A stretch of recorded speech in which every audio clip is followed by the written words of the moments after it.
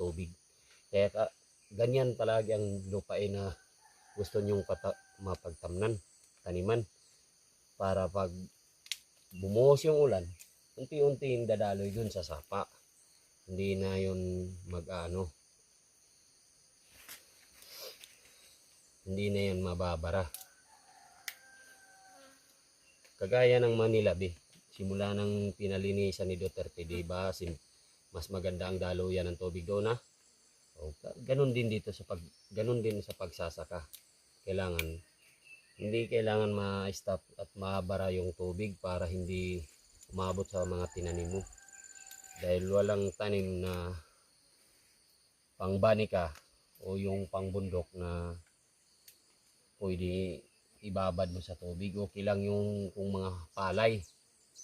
Kaya ang palay sanay yan sa tubig. Kailangan yan talaga ng tubig. Pero ito, hindi ito kailangan ng tubig. Okay guys, hindi pa po ito magtatapos. Isinishare ko lang po yung yung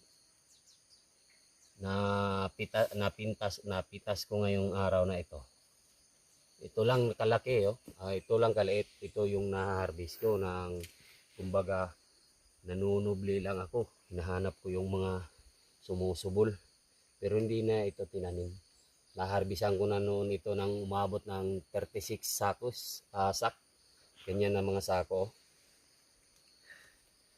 Hanggang sa binalikan ko, ito naman ay makakabili ka rin ito ng kahit 2 sakong bigas, pwede na ito makabili. Dahil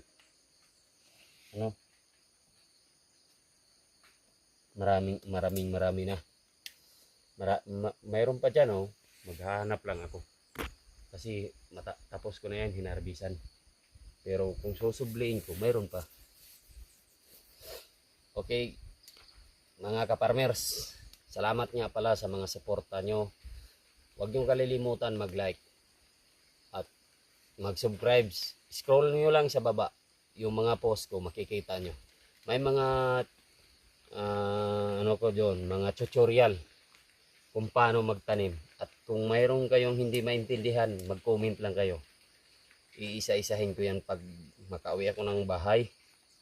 Isa-isahin ko yan tingnan at ipapaliwanag ko sa inyo kung paano mag-alaga, kung paano magtanim, kaysa tayo, mga mamamasukan.